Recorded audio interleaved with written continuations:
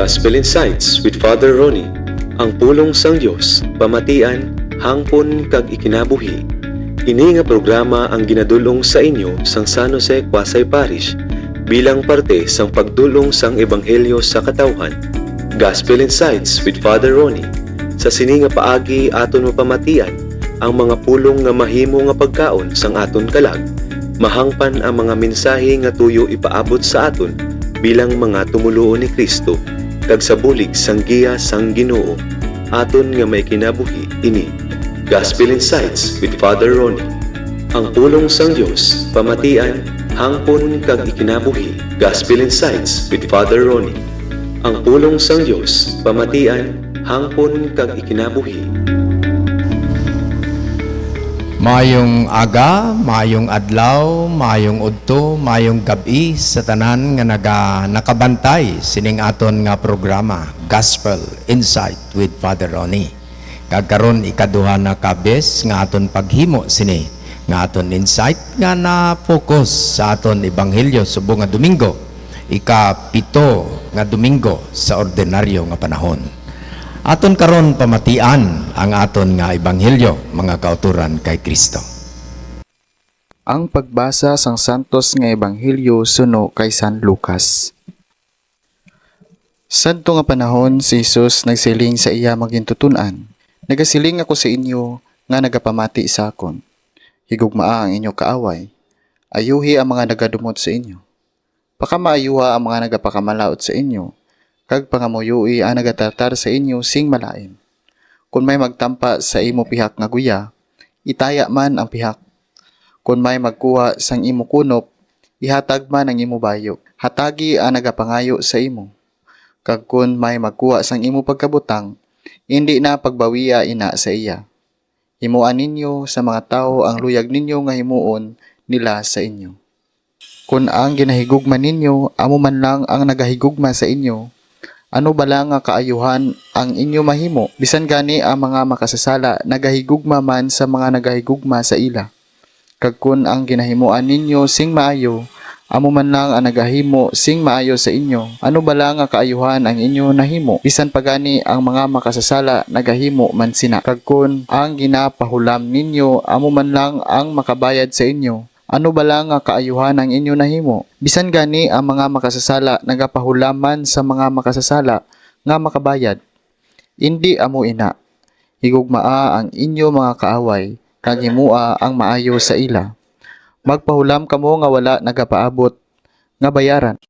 Kag magabaton kamo sing dako nga balos, kag mangin anak kamo sang labing makagagahom nga Dios. Kay maalwan siya bisan pa sa mga tao nga walay kabalaslan kag mga malaot. Magmaluluyon kamo, subo nga ang inyo amay maluluyon. Hindi kamo magpanghukom, kag ang Dios hindi man maghukom sa inyo. Hindi kamo magpangkundinar sa iban, kag ang Dios hindi man magkundinar sa inyo. Magpatawad kamo, kag ang Dios magapatawad man sa inyo. Magpanghatag kamo sa iban, agud ang Dios magahatag man sa inyo. Ang ihatag sa inyo nagasukob sing maayo, nadasok, nauyog, kag nagaawas. Kaya ang gingamit ninyo nga talaksan para sa iban, amo man ang talaksan sa Dios para sa inyo. Ang Ebanghelyo sang Ginoo. Matapos naton mapamatian ang aton ebanghelyo, pwede nga aton siguro pamalandungan ang mahimo naton nga tema. Isa ka panawagan sa radikal nga gugma kag pagpatawad. Gugma kag pagpatawad. Sa Lucas, Kapitulo 6, versikulo 27 hasta 39, si Jesus naghatag sang isa ka madalom kag makahangkat nga mensahe sa tion sang sermon sa kapatagan. Nga nagahangyo sa iya mga sumulunod, nga batunon ang isa ka estilo sang pagkinabuhi, isa ka lifestyle sang radikal nga gugma, pagpatawad kag pagkamaalwan. Gugma, pagpatawad kag pagkamaalwan. Ini nga dinalan isa ka pamusod nga bato, cornerstone sang Kristohanon nga pamatasan nga nagahatag sang giya kung paano makigangot sa iban sa paagi nga nagapakita sang gugma kag kaluoy sang Dios. Diri ginapahanumdom na sa aton nga ang pagkasumulunod ni Kristo isa ka pagpakigangot. Pakigangot sa Dios, pakigangot sa aton isig katawo. Una nga punto, paghigugma sa imo mga kaaway. Si Jesus nagasugod paagi sa pagtudlo sa iya mga sumulunod nga higugmaon ang ila mga kaaway.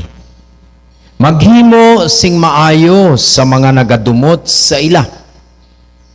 Pakamayuhon ang nagapakamalaot sa ila. Kag ipangamuyo ang mga nagapasipala sa ila. Ini nga panudlo revolusyonaryo. Kay nagapanawagan ini sa pagbungkag sang siklo sang dumot, cycle of violence. Kagkasingki, violence. Paagi sa pagpili nga maghigugma nga wala sang kondisyon. Ginapadako sini ang gahom sang gugma sa pagbag-o sang mabangis na sitwasyon.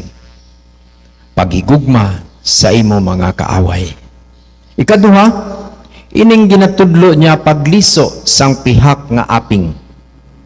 Ini nga instruksyon nga ibalikid ang pihak nga aping kung ginatampa masami nga wala mahangpan. Hindi ini parte sa pagpakapasibo o kung passive o kung pagtugot sang pag-abuso, kundi parte sa pagdumili, sa paghimo sang kasingki kag pagtimalos. Ang imo pagtaya sang imo pihak nga aping kung ikaw tampaon sa imo pihak nga aping, way ni nagakaulugan nga may pagka sadista ikaw nga nanamian ka nga masaktan, kundi ini kahulugan sini nga wala ikaw sing plano nga magdumot kad magbalos sa ginhimo nga malain. Pagi sa pagpili nga hindi magbalos, ang isa nagapakita sang isa ka pangako nga hindi kasingki kag nagabukas sang posibilidad para sa pag-uliay. Kung hindi ka magbalos, ginutod mo ang cycle sang pagkabangis. Ikatatlo, pagkamaalwan kag paghatag. Ginaingganyo ni Jesus ang iya mga sumulunod nga maghatag sa tanan nga nagapangayo kag hindi pag-ibalik ang ginkuha. Ining panawagan sa pagkamaalwan nagahangkat sang pagkasuod sa material nga mga pagkabutang kag nagapadako sang pagsalig sa aman sang Dios. Tuhoy ini sa di pagkamakinaogalingon nga paghatag nga wala nagapaabot sang balos nga nagapakita sang maluluyon nga kinaugali sang Dios. Ang bulawanon nga pagsulundan ang ginasiling naton nga golden rule. Ang prinsipyo sang pagtratar sa iban subong sang luyag mo nga pagtratar sa imo isa ka universal nga pagsulundan sa pamatasan.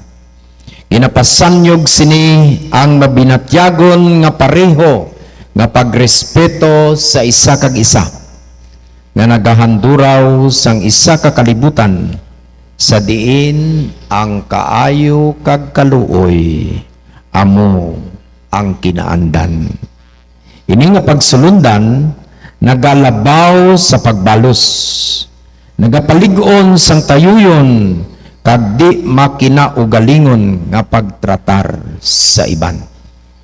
Kung ano ang gusto mo himuon sa imo, himuan sa iban. Kag kung ano ang di mo gusto himuon sa imo, hindi man paghimua sa imo isig katawo. Kaluoy kag paghukom.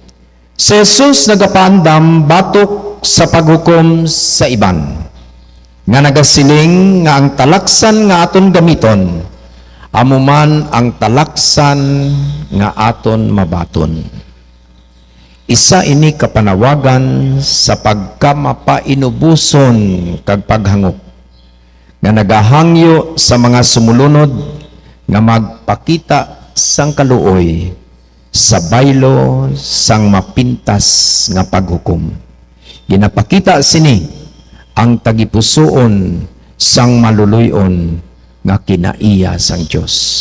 So kung kita magmaalwan kag maluluyon, nagasalamin kita, nahimo kita nga konkreto sang presensya, konkreto nga presensya sang Dios sa aton kalibutan.